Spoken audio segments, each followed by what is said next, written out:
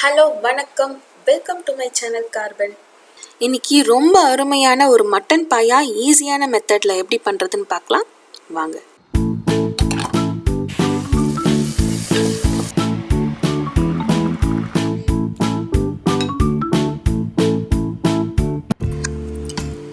இன்றைக்கி ஆட்டுக்கால் பாயால் நான் 2 கால் மட்டும் யூஸ் பண்ணி உங்களுக்கு செஞ்சு காட்ட போகிறேன். ஒரு காலில் பார்த்திங்கன்னா 4 பீசஸ் வரும், டோட்டலாக 8 பீசஸ். ஸோ 8 பீசஸ் மட்டும் யூஸ் பண்ணி இந்த ஆட்டுக்கால் பாயா எப்படி பண்ணுறதுன்னு பார்க்கலாம். இப்போ இந்த ஆட்டுக்காலை வேக வைக்க போகிறோம். வேக வைக்கிறதுக்கு முன்னாடி மசாலா எல்லாம் ஆட் பண்ணிக்கலாம். 1/2 டீஸ்பூன் வெறும் மிளகாய் தூள், அதே அளவு நான் தனியாத்தூளும் ஆட் பண்ணிக்கிறேன். கொஞ்சமாக மஞ்சத்தூள், இந்த ஆட்டுக்காலுக்கு தேவையான உப்பு ஆட் பண்ணிக்கலாம். இப்போ ஸ்பைசஸ் ஆட் பண்ணிக்கலாம். பட்டை 2 துண்டு, லவங்கம் 2, ஏலக்காய் 2, கொஞ்சமாக கைப்பிடி அளவு கொத்தமல்லி ஆட் பண்ணிக்கலாம் வாசனைக்காக. யூஸ்வலாக விசில் வைக்கும் போது அந்த சாரம் வெளியே வந்துடும். அந்த மாதிரி தண்ணி வெளியே வராமல் இருக்கிறதுக்கு 3 ட்ராப் போல் எண்ணெய் ஆட் பண்ணிக்கலாம். கடைசியாக கொஞ்சமாக நம்ம தண்ணி ஆட் பண்ணிக்கலாம். ஏன்னா மட்டன்லேருந்தே ஆல்ரெடி உங்களுக்கு தண்ணி வரும் வெந்ததுக்கப்புறமா. அதனால் நம்ம ஜஸ்ட்டு அந்த மட்டன் முழுகிற அளவுக்கு தண்ணி ஊற்றினா போதும். உங்களுக்கு தேவைப்பட்டால் பச்சை வாசனை போகிறதுக்கு 1/4 டீஸ்பூன் அளவு இஞ்சி பூண்டு விழுது இந்த டைமில் ஆட் பண்ணிக்கலாம். எல்லா மசாலாவும் சேர்த்ததுக்கப்புறமா இது நல்லா மிக்ஸ் பண்ணி விட்டுட்டு ஹை ஃப்ளேமில் 7 விசில் வர வரைக்கும் வேக வச்சு எடுத்துக்க போகிறோம். ஆட்டுக்கால் ஒரு பக்கம் வெந்துட்டுருக்கு. இப்போ அதுக்கு தேவையான மசாலா ரெடி பண்ணிக்கலாம். இப்போ ஒரு பாத்திரத்தில் 4 டேபிள் ஸ்பூன் அளவு எண்ணெய் ஆட் பண்ணுறேன். நீங்கள் எந்த எண்ணெய் வேணாலும் யூஸ் பண்ணிக்கலாம். ஆட்டுக்கால் பண்ணுறதுக்கு கொஞ்சம் அதிகமாகவே எண்ணெய் தேவைப்படும். எண்ணெய் சூடாயாச்சு. இப்போ ஸ்பைசஸ் ஆட் பண்ணுறேன்.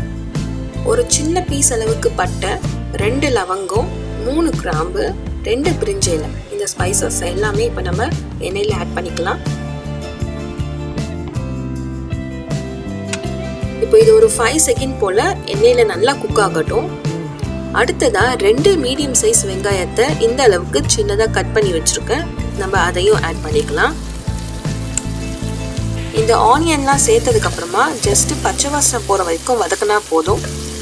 நீங்கள் ப்ரௌன் கலர் சேஞ்ச் ஆகிற வரைக்கும் வதக்கிட்டிங்கன்னா உங்களுக்கு கிரேவி கம்மியாக தான் கிடைக்கும். உங்களுக்கு கிரேவி அதிகமாக வேணும்னா ஆனியன் கொஞ்சம் நீங்கள் அதிகமாகவே சேர்த்துக்கலாம்.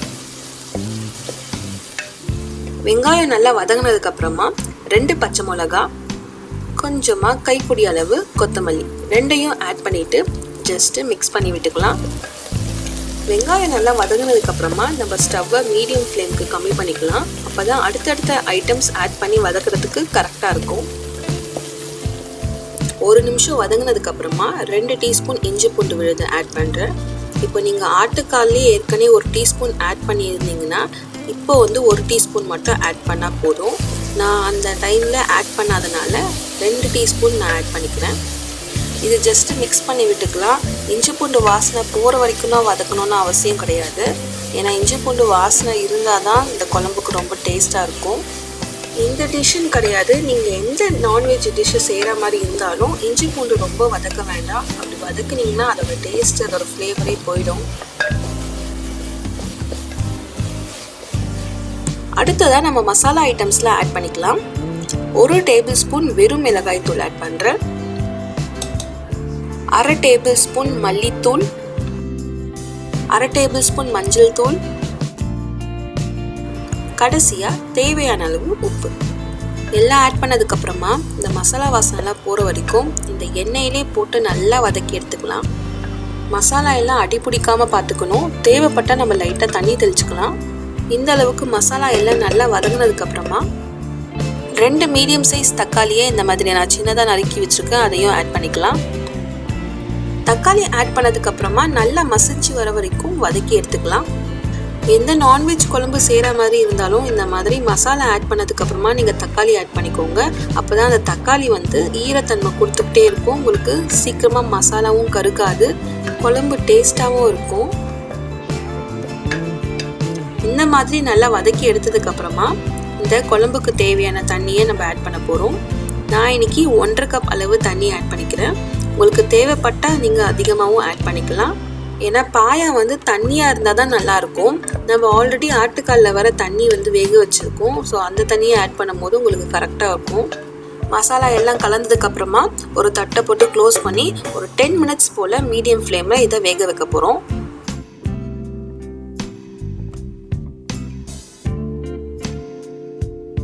ஒரு 10 மினிட்ஸ்க்கு அப்புறம் பார்த்தீங்கன்னா மசாலா எல்லாமே நல்லா வெந்திருக்கு. இப்போ மட்டன் எப்படி வெந்திருக்குன்னு நம்ம பார்க்கலாம்.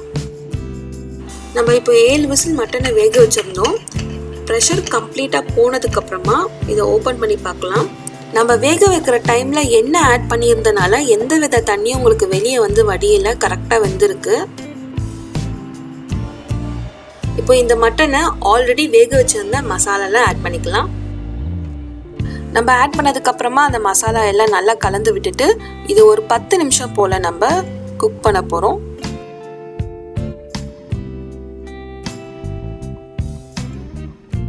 ஒரு 10 நிமிஷம் கழிச்சு பார்த்தீங்கன்னா நம்ம ஆட் பண்ணியிருந்த மட்டன் எல்லாம் மசாலாவில் நல்லா கலந்து மிக்ஸ் ஆகி ரெடியாக இருக்குது. இந்த ஸ்டேஜில் நம்ம ஒரு திக்கான ஒரு பேஸ்ட்டை நம்ம ரெடி பண்ணி ஆட் பண்ண போகிறோம். கடைசியாக இந்த தேங்காய் பேஸ்ட்டை ஆட் பண்ணுறோம். இந்த தேங்காய் பேஸ்ட்டில் 3 பீஸ் தேங்காய், 1/2 ஸ்பூன் சோம்பு, உங்களுக்கு இருந்துச்சுன்னா 1/2 ஸ்பூன் கசகசா, இதை எல்லாமே சேர்த்து நல்ல ஃபைன் பேஸ்ட்டாக அரைச்ச இந்த மிக்சர் தான் இது. இந்த பேஸ்ட்டை ஆட் பண்ணதுக்கப்புறமா 1 நிமிஷம் போல் குழம்பு கொதிக்க வச்சு எடுத்திங்கன்னா நம்ம அருமையான மட்டன் பாயா ரெடி. இந்த மட்டன் பாயா பார்த்தீங்கன்னா சாதத்தோடு சேர்ந்து சாப்பிட்றத விட டிஃபன் ஐட்டம்க்கு ரொம்பவே நல்லாயிருக்கும். மெயினாக இடியாப்பத்தோடுக்கெலாம் சேர்த்து சாப்பிட்டிங்கன்னா ரொம்ப நல்லா ஒரு காம்பினேஷன் இது. இந்த ரெசிபியை நீங்கள் கண்டிப்பாக ட்ரை பண்ணி பாருங்கள். ட்ரை பண்ணிவிட்டு எப்படி இருந்ததுன்னு எனக்கு கமெண்ட் பண்ணுங்கள். அண்ட் இந்த வீடியோ உங்களுக்கு பிடிச்சிருந்தனா லைக் பண்ணுங்கள், ஷேர் பண்ணுங்கள், மறக்காமல் சப்ஸ்கிரைப் பண்ணிவிடுங்க. Share food, spread love. Thanks for watching.